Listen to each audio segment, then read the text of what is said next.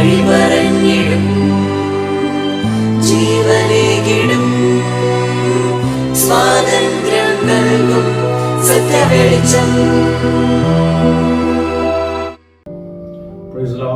എവർക്കും പ്രഭാതവന്ദനം. എവരെയും ദൈവം ധാരാളമായി അനുഗ്രഹിക്കുമാറാകട്ടെ.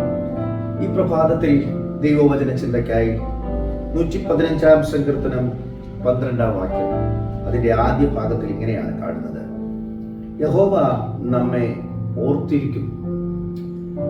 എന്ത് സന്തോഷം തരുന്ന, എന്ത് ധൈര്യം തരുന്ന ഒരു വാക്യം ആണത്. കാരണം നമ്മുടെ ജീവിതത്തിൽ നമ്മളെ ഓർക്കാമെന്നും നമ്മളെ സഹായിക്കാമെന്നും പറഞ്ഞ നിരവധി വ്യക്തികൾ നമ്മുടെ ജീവിതത്തിലുണ്ട്.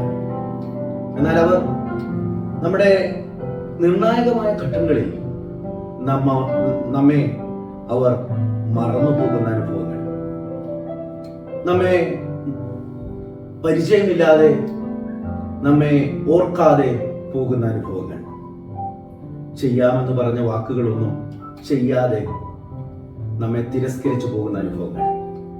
പ്രിയരെ, ഈ പ്രഭാതത്തിൽ നമുക്ക് ഒരു സദ്വാർത്തയുണ്ട്. ദൈവം നമ്മെ ഓർത്തിരിക്കുന്നു. സകലത്തെയും സൃഷ്ടിച്ച സർവശക്തനായ ദൈവം നമ്മെ ഓർത്തിരിക്കുന്നു. അത് മറ്റാരുമല്ല, സ്വർഗത്തിൽ നിന്നും നമ്മെ തേടി ഈ ഭൂമിയിലേക്ക് ഇറങ്ങി വന്ന് തന്റെ അവസാനത്തുള്ള രക്തവും നമുക്ക് വേണ്ടി ഊറ്റിത്തന്ന സാക്ഷാൽ യേശുക്രിസ്തു നമ്മെ ഓർത്തിരിക്കുന്നു എന്നുള്ളത് നമുക്ക് ധൈര്യം പകരുന്നതാണ്, ബലം നൽകുന്നതാണ്. ജീവിതത്തിലെ ഏത് പ്രതിസന്ധികളിൽ നമ്മെ സഹായിക്കുവാൻ, നമ്മുടെ കൂടെ ഇരിക്കുവാൻ സർവശക്തനായ ദൈവമുണ്ട്.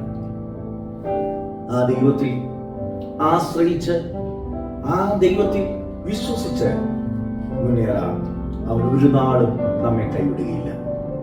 അവന്റെ വാക്ക് അങ്ങനെയാണ്: ഞാൻ നിന്നെ ഒരു നാളും കൈവിടുകയില്ല, ഉപേക്ഷിച്ച് കളയുകയില്ല. ജീവിതത്തിൽ ഭാരത്തിലും പ്രയാസത്തിലുമായിരിക്കുന്ന പ്രിയ സഹോദര സഹോദരി, താങ്കളെ ഓർത്തിരിക്കുന്ന, താങ്കളെ മറക്കാതെ എപ്പോഴും താങ്കളെ ഹൃദയത്തിൽ വഹിക്കുന്ന സർവശക്തനായ ദൈവം താങ്കളെ സ്നേഹിക്കുന്നു.